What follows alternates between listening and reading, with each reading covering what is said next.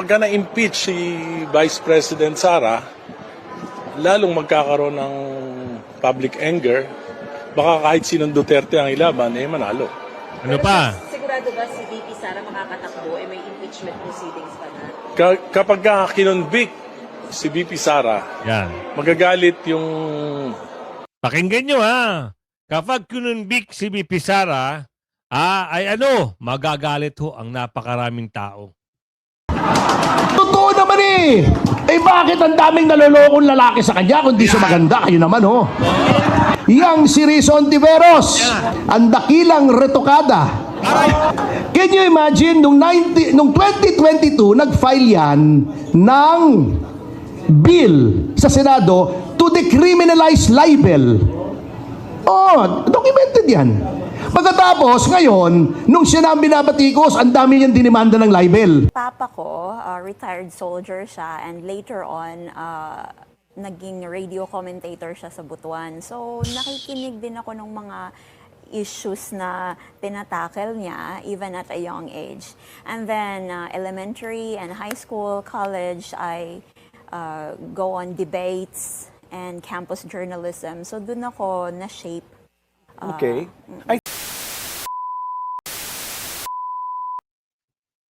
Yes. Magandang hapon muli sa ating mga kasama. Andito naman si Kuya Goods, nagbabalik. At syempre, bago natin simulan ang ating talakayan, maglalambing ulit tayo sa inyo.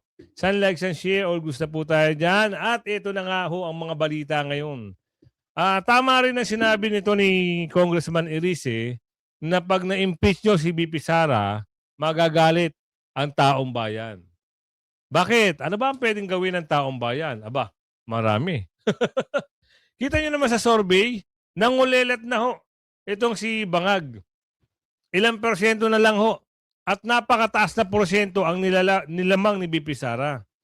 Kaya kung halimbawa na talagang umusad itong impeachment, abangan nila kung ano yung pwedeng mangyari.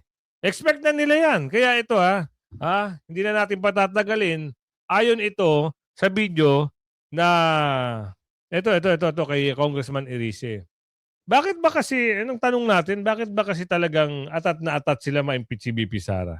Lalong-lalo na yung banat ni Redon. At siya nga pala, meron nga palang, hindi ko alam kung saan na naman nila kinuha ito, may bagong political vlogger daw umano. Diyos ko po. Bago? Meron hong lumalaban, parang hinahamon ng debate si VP Sara. Hindi ko alam kung magkano ba? Magkano ba ang napag-usapan nyo para makisausaw kayo sa usapin ni VP Sara at ito ay hahamunin mo ng debate. Ate, magaling ka lang sa English. Kasi napanood ko ito eh. Pero malayo ito eh. Sa pagmumukha pa lang, malayo na. Anong gagawin natin dyan? Tapos sasabihin mo, mas magaling ka kay VP Sara o mamaya, papasok natin yung video na yun. Eto muna. Pagka na-impeach si Vice President Sara, lalong magkakaroon ng public anger. Baka kahit sinong Duterte ang ilaban, manalo. Ano pa? Sigurado ba si VP Sara makakatakbo? May impeachment proceedings pa na? Kapag kinonvict si VP Sara, Yan. magagalit yung... Pakinggan nyo kapag kinunbik si VP Sara, magagalit ho ang napakaraming tao. Unang-una, ano ba sabi ng isang religious group? Huwag niyong impeach si VP Sara. Lalabas kami. Lumabas sila. Ngayon, eto na naman. Mukhang maingay na naman ito si Papay at itong si Rehistro.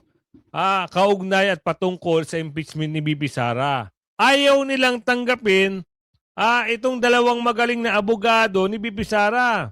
Ang sabi nila, hindi raw pwede roon kasi merong conflict of interest. Paano nagkaroon ng conflict of interest? Ang magaling na abogado na gusto ng isang nasasakdal o na aligasyon, kukuha ng magaling na abogado na alam niya sa kanya at hindi yung mga pwedeng maglaglag sa kanya. Bakit ba galit na galit kayo at ayaw nyo? Takot kayo? Sa abogado ni VP Sara? Yun ba ang dahilan? O tuloy mo.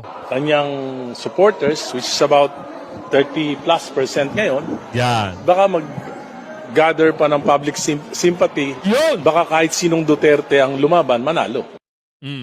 Nakuha nyo. Nakuha nyo yung punto. Hindi sa pananakot ang sabi ni Aling Ledesma. Hindi kayo tinatakot ng taong bayan. Pero, sinabihan na kayo eh. 'Di ba?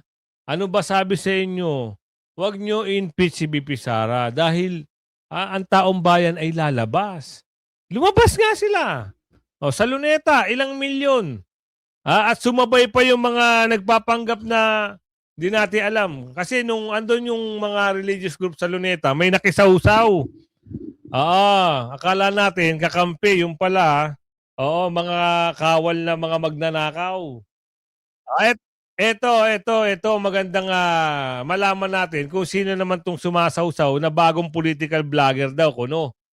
At alamin natin, kasi ang babaeng ito ay nangangarap maging presidente. Sino siya? Kilala niyo ba siya?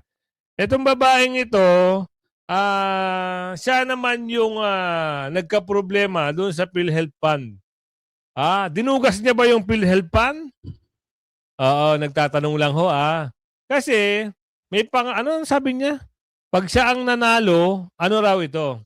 I love being a Filipino, Carmina. I love, like all of us, mahal ko talaga ang Pilipinas. And matagal ng panahon, napapansin ko na idudugtong ko talaga yung personal na mga pangarap ko sa pangarap natin bilang isang bayan. And kapag yan ang maging landas ko, I will want it with all my heart. Mamahalin ko talaga yung responsibilidad na yun. Kita niyo yung pagka-interest ng babae na ito. Diyos ko po, kung ikaw ang tatanungin, boboto mo ba to? Hindi nga nila masagot yung ilang billion ba yun sa PhilHealth at hindi na isoli? Ano nangyari?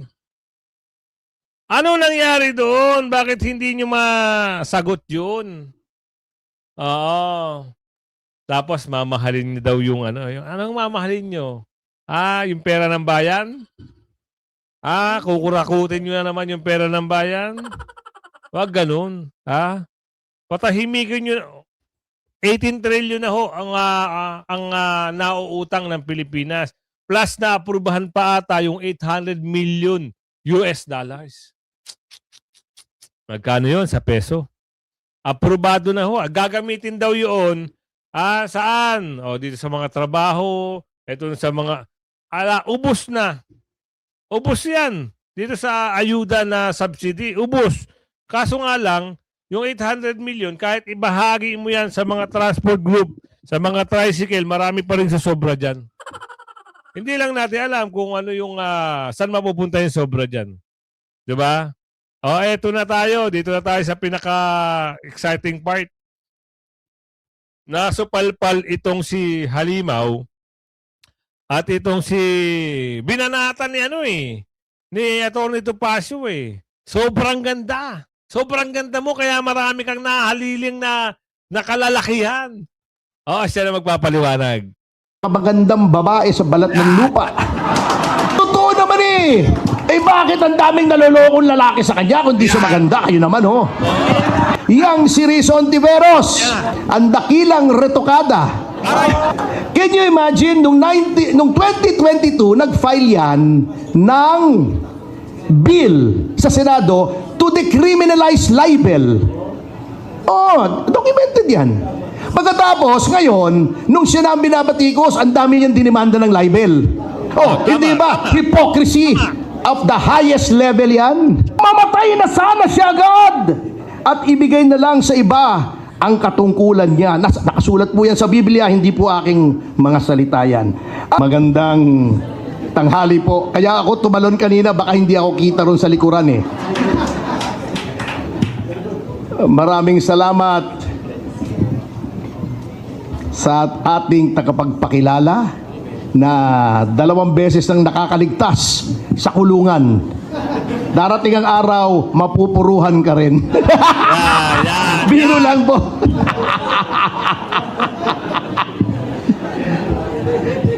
By the way, Kaselis, kinuha mo yung kodigo ko. Hindi ako makapag-umpisa.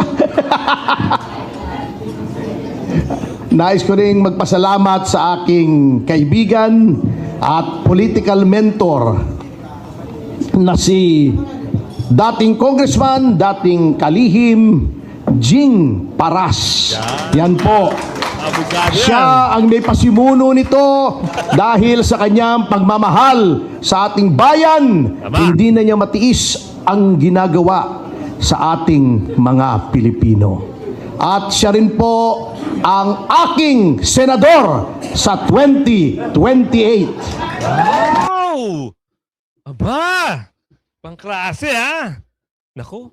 Pwede. Bakit hindi? Di ba? Kasi sila yung mga lumalaban eh. Sila yung mga naghahayag ng mga yung mga ginagawa nito magnanakaw na congressman na ito. Pwede. Bakit hindi natin bigyan ng pagkakataon? Pero sabi nga ng nakararami, wag muna tayo magmadali. Antayin natin si Bibi Sara ang mag-announce. Sorry, mag-advise tuloy. Si Bibi Sara ang mag-announce. At si Bibi Sara ang mamili ng kanyang magiging mga senador. 'Di ba? 24, 24, 12. Malalaman, 12, no? Kasi tapos na yung 24 eh. Ay, hindi, lahat na. Tama ba? Kasi 3 years lang eh. Oo, buo na 24. Tama ba? O, correct nyo na lang ako kung nagkakamali ako ha. Sabihin na natin 12, sabihin natin 24. Pero, sana mabuo. Yung linyahan na yan na kung sino yung susuportahan ni BP Sara. Yung si Congressman Jim Paras, nasa lineup, why not? Bakit hindi natin supportahan? Supportahan natin yan. Alam niyo po, kesa naman kung sino-sinong mga kolokoy ang naroroon, eto na, abogado, dating congressman, dating secretary, undersecretary, malawak ang karanasan at may pagmamahal sa bayan. Tama. Yun pa. Romantiko. Tanong natin, wag na nating banggitin. Baka May papasok ko lang ako sa inyo total naman nabira na ni Atty. Topacio itong si Virus at saka si Jonel. Mapunta tayo dito. Kasi talagang may lumalabas. Meron silang pinapalabas na magaling daw na political vlogger na bagong salta sa industriya ng social media. Ito ay post ni Rowena Abad. Ang sabi niya dito, Miss Lovely Granada, watch out! Ilan lang yan sa mga solid supporter ng mga Duterte na may mga more than million of followers. Tapos ikaw wala may lakas na loob na tawanan ba? Tawaging siyang wakwak. Ito kasi yung babae na tumawag kay Bibi Sara na wakwak. Ang wakwak sa salitang Bisaya kasi, yan yung ibong malaki o isang aswang kung tawagin. Sabi niya, be careful. Sa dami ng mga DDS, ewan lang, baka mag-anxiety ka. Salamat ka, madami pa rin sa mga kasamahan namin hindi mo mapatol sa mga tulad nyo. Wala kasi silang time. Hindi nga ito nanalo itong Granada na to. Hindi ito nanalo. Ang daming tumawa. Kay Eloy Burgis, the Queen of Revelation. Hindi siya nanalo doon. Binira siya ng binira. Alam nyo, kung sisirain nyo lang si BP Sara, hindi ho kayo aabante. Diba? Ito yung mga... Kita mo, ilang followers ito si Eloy Burgis? 143K. Kaya Life of Habibi, 5.5. Cindy 5, 6.4. Tapos Senyora, 7.7. Kiko Bars, ang dami. Tapos ikaw, ilang ka lang? Aray ko. Kita mo si Life of Habibi, 5.5. Hinahakot niya nga yung mga followers niya eh. Tapos ikaw sasabihin mo, wakwak si BP Sara at hindi dyan nagtatapos mga kasama. Nagpa-interview pa ang babae. Ano sabi rito? Okay. You were born in Butuan. Yes po. And you grew up in Jensan. Jensan. Okay, but and how did growing up in Mindanao made you aware of government and politics? Kasi actually yung papa ko, retired soldier siya, and later on, naging radio commentator siya sa Butuan. So nakikinig din ako ng mga issues na tinatackle niya even at a young age. And then elementary and high school, college, I go on debates and campus journalism. So dun ako na-shape. Okay. I thought you were British because when I was listening to you, you Papanggap lang speak yan. with a British accent. And I thought, I know one of your parents was British. No. So how did you No. how did you acquire your No. how did you acquire your You British bloody accent? fool. Kasi when I was a kid, lagi akong nakikinig sa cassette tapes ng papa ko. And back then, I did not know that it was British. I was just imitating it. Wow! Pero yung ate Nagpanggap ko na! din, nasa UK, so we would Oh! Nagpanggap na ang babae! regularly. Ano yung Ate, cassette? huwag kang masasaktan ha. Oo, hindi bagay ito eh. Oo, tatawagin mo si Bibi Sara na wakwak. Diyos ko po, baka kukuha lang ni Bibi Sara. Nakakaawa naman. Oh, yung pes mo. Wow! Wow! Diyos ko po, alam mo, pwede ka artista, te. Oh, pwede ka artista. Ikaw yung kontrabida. Kung halimbawa sa pelikula, ikaw yung pinagsasampal-sampal ni Bibi Sara. Yun ka. Yun ang bagay sa iyong karakter. Pero kung magpapanggap ka, nakuha mo lang sa English, Diyos ko po, te, haba Ang haba Tuloy mo. Cassette tape. Nagpapakunyaring Gen Z. Kapal na mukha ko. Hello sa mga batang 90s. Diyos ko po, Explain yun. Karudi. Di ba? Alam nyo, matatawa ka na lang kung ito ang bibira kay Bibi Sara. Walang kakahantungan. Walang kukunin to. Kakain to ng alikabok. Hindi natin alam, baka nagpapa-famous lang. Kasi siyempre, bagong arangkada eh. Oh, papasikat ka muna. Birahin mo si Bibi Sara. Sunod niya, makikilala ka na. Hindi eh. Binibirasan nila, si Eloy Burgis. Natatawa ako pag si Eloy Burgis ang bumibira dito eh. Tsaka, konting kinis lang ha. Pakinisin lang ng konti. Kitang-kita sa camera eh. Di ba?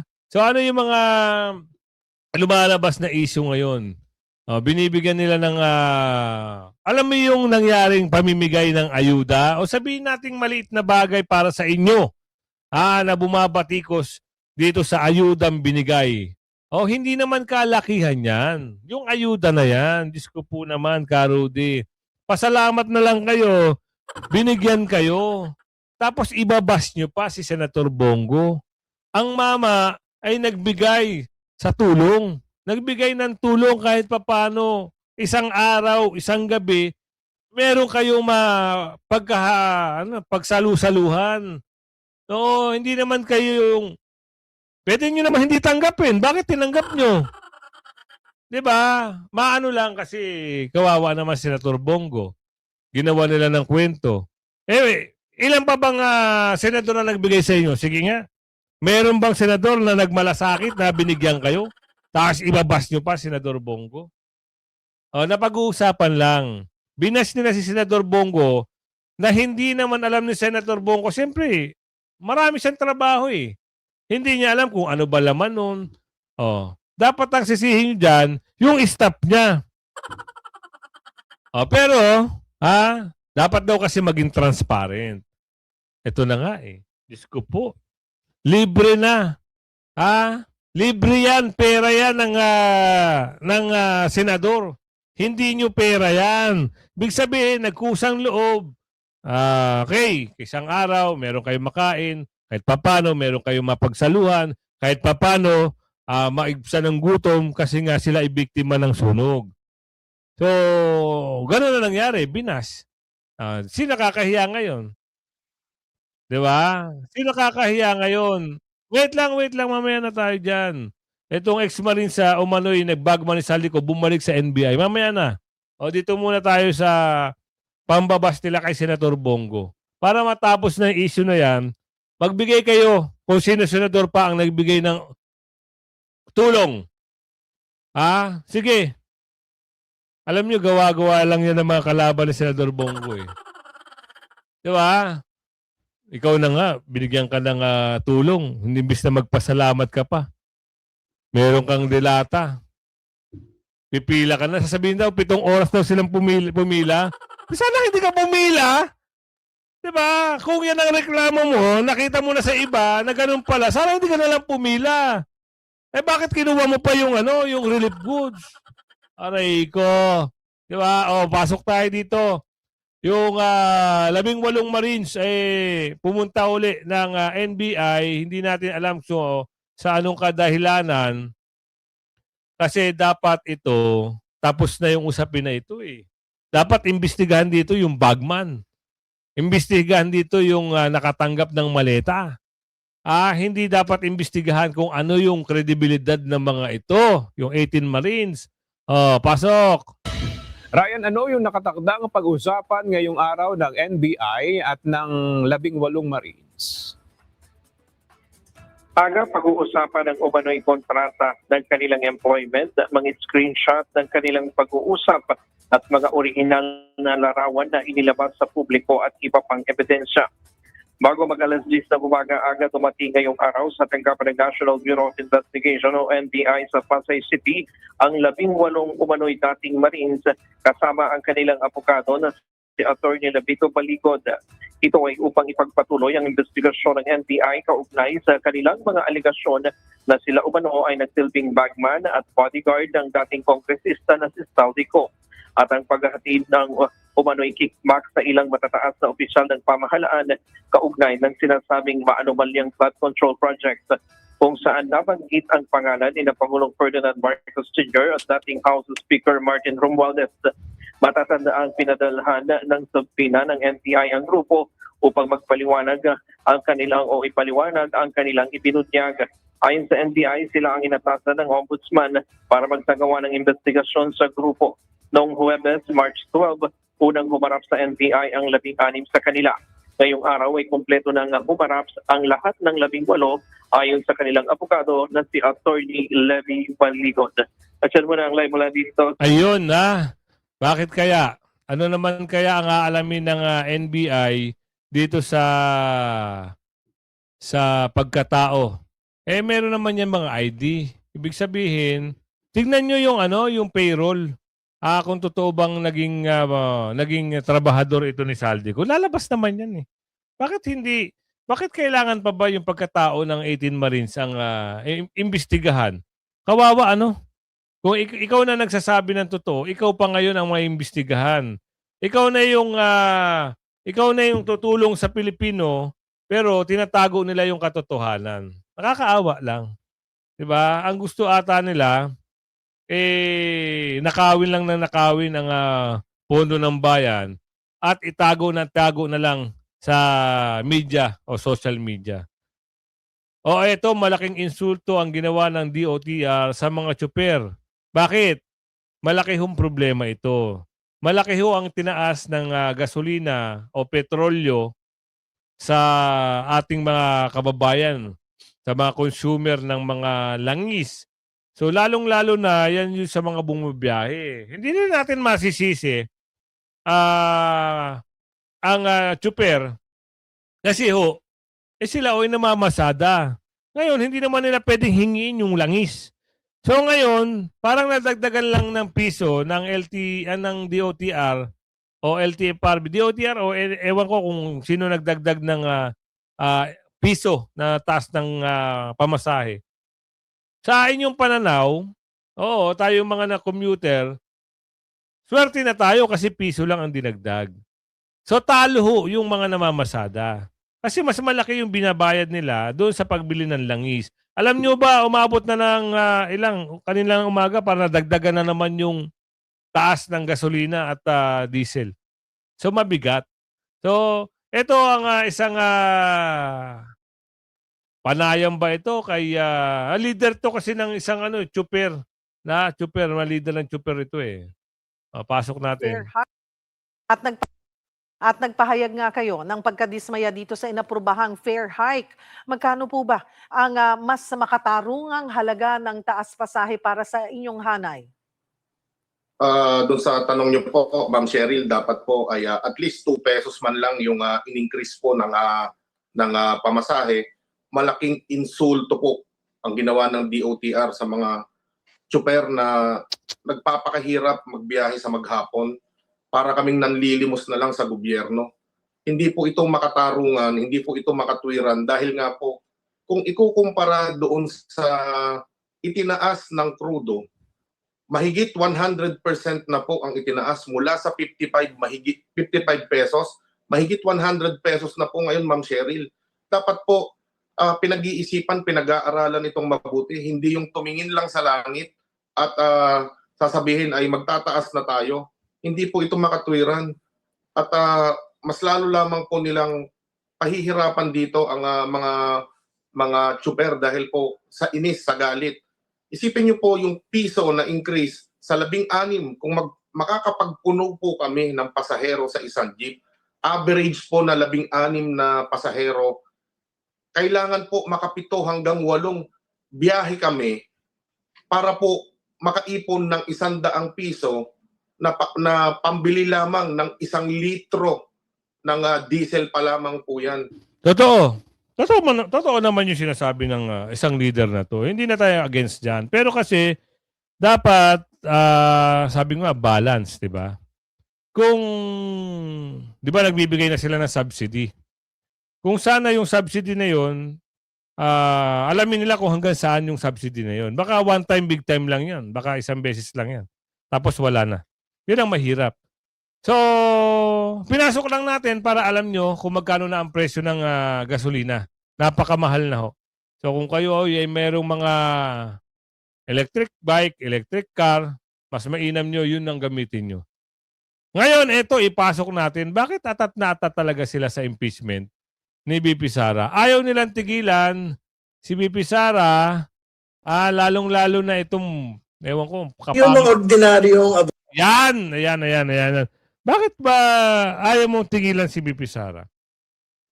May napanood akong video. Kaya pala ito sinibak, 7 beses nag-travel sa panahon ni Tatay Digong. At parang sabi ni Tatay Digong noon, paliwanag niya, parang ahensya ata nito, urban eh. Parang hindi niya nakikitaan na talagang makatao, makaano. Kaya sinibak. Kaya siguro gumaganti ang mama, galit na galit siya, para makabawi man lang. Diyos ko po. Sabi ko nga sa'yo, pakabait ka na dahil uupo na si BP Sara. O pag upo na BP Sara, wala na naman kayo. Wala naman kayong boses dyan. Iyak na naman kayo. abogado, si Mr. Reynold Monsayak at si Mr. Michael Powa. Ito po ay mga matataas na opisyal. Noon pong si Vice President Sara Duterte ay nag-head po ng Department of Education and even up until sa kanya pong opisina. Wala ka ng doon, labas ka na doon. Kung ito bang si Monsiak o si Poe ay abogado o nagtrabaho kay BP Sara, ang labanan dito, paano ididepensa si BP Sara? Ganun lang yun, common sense. Ikaw ba kung hindi mo tao, hindi mo kilala na abogado, at ipapadepensa ka, alam mo bang mananalo ka? Hindi, di ba? Kaya kumukuha siya ng magaling na depensa. Yang mga empleyado niya, yan ang magdedepensa kay BP Sara. Huwag nyo nang gunggungin ng mga tao. Puro kayo mga pa-interview, nagpapaawa kayo. Talo na naman kayo. Di ba? Hindi kayo aabante. Maniwala kayo sa akin. Hindi kayo uubra. Kahit sino mga galing na sinasabi nyo, na ipantatapat nyo, sa 2028 election, pagsama-samahin nyo na. Alam nyo ba ang sabi ng taga Cebu, Visayas, Mindanao? Oo. Kahit hindi tayo kumuha ng boto sa Luzon, kayang ipanalo si BP Sara ng Mindanao at Bisaya. Makinig ka. Pero hindi papayag yung mga solid supporter ni BP Sara ng mga taga Luzon. Meron nagko-comment sa akin, Kuya Goods, taga-norte ako pero mahal ko si BP Sara, siya ang iboboto ko. Kahit yung mga taga-Bicol, hindi kami taga-Bangag, taga-Duterte pa rin. Solid! Yan ang mga totoong tao. Kasi, ang alam nyo kasi, kaya kayo nagkakampi-kampihan, sabi ni Aling Ledesma, ayaw yung maupo si BP Sara para tuloy-tuloy ang ligaya, ganun ba? No way. X na kayo kay BP Sara. Yung mga ginagawaan nyo, puputulin na yan ni BP Sara at may balita nga tayo. Ano yung Kuya Goods? Naku po, may balita tayo. Nakakatakot yung balita. Nangangayayat na ng husto. At yung paligid ng palasyo, binabarikadahan na. Bakit? Natatakot ba kayo na isang araw si BP Sara ang uupo dyan dahil yung nangangayayat, naku po, problemado na. Gusto nyo makakita ng patunay na nangangayayat na? Oo, yung amo nyo, gusto nyo makakita? So tuloy muna natin. Sa OVP, yung pong dalawang mga abogado pong ito ay naroon. But more importantly, for example, si Mr. Monsayak, siya po ay pinapangalanan ni Undersecretary Gloria Mercado na nag-try na mag-influence doon po sa isang procurement process ng Department of Education. And secondly, napapangalanan din po siya doon sa Madriaga Affidavit, no, na pinaglagakan daw po ng mga duffel bags. No? So, I think meron pong real conflict of interest po ito sa kanilang role as counsel and as a future witness / resource person. Kasi ang aming pong concern is these individuals, these lawyers, will raise lawyer-client privilege para ho hindi sagutin yung pong mga lehitimong tanong po ng komite in the course of their work in the Department of Education and in the Office of the Vice President. Pero syempre, ang concern dyan kung paano yun makaka-apekto dun sa defense team ni VP Sara. Baka hindi ba yun unfair for her on her part? Well, I think Yan na nga ang tanong Kaya nga ayaw nilang paupuin si Attorney Poa dahil ito ang magbibigay ng depensa dito sa mga aligasyon o yung inakusan nila kay BP Sara. Kasi magaling na abogado yun Pero sabi ng nakararami, kahit ano pa ang gawin yung pangharang, mababasura at mababasura yan. Promise! Sinabi na rin ni Atty. Salpanielo yan. At hindi na rin sila papayagan ng Supreme Court. Kasi nangyari na yan yung impeachment na yan nung nakaraan. Kung ano yung pinal nila ng una, binabalik lang nila, hindi naman pwede yun. Kailangan maghanap sila ng matibay na sustansya o ground para ma-impeach si BP Sara. Wala sila nun. Puro lang sila gawa kwento. Kaya kung umabot ka sa video natin ito, saan lugar ka, sabihin mo dyan sa comment section. At syempre, maglalambing tayo. Lagi niyong ilalike and share ang ating video. Hanggang sa muli. Bye-bye!